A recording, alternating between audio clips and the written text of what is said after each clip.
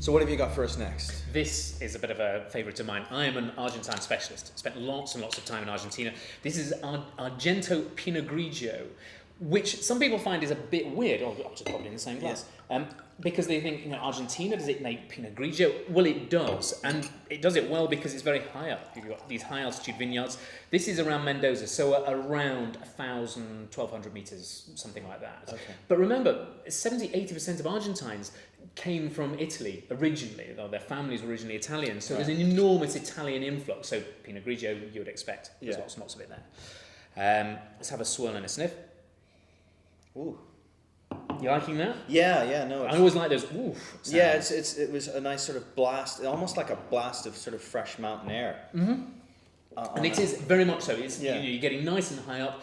There's lots of research work going on in Argentina now to understand the impact that it has of just having really less atmosphere between your grapes and the sunlight, and there's higher UV light and so on.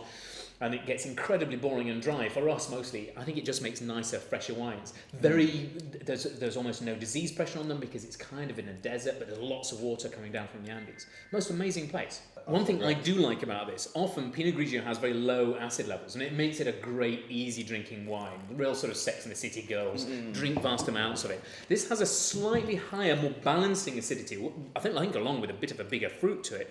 I mean, it makes it a much better food wine. I think you can enjoy this with quite light dishes. No, it's extremely clean and fresh and comes right off the palate. Some sort of green fruit in there, lovely and clean, but can taste food with it already on its own. And this is what this is. $5.99 in Majestic. It is not extraordinarily expensive wine, but it's the sort of thing that has this huge broad appeal. Lots of people will enjoy it. You can serve it in an enormous number of occasions, and you can just sit around and drink it. Yeah, and compared to some of the Italian Pinot Grigios that have become really popular, it's nice to see stuff from Argentina, Australia, where they're making a really nice different styles of this really There's an awful lot of very samey Pinot Grigio that's out there. It is very, very boring and very kind of bland and so on. So having something with a bit more guava, a bit more that tangerine actually is one of those flavours. Yeah. A lot. So no, I'm glad you like this because they say that in Argentina you wear la camiseta puesta.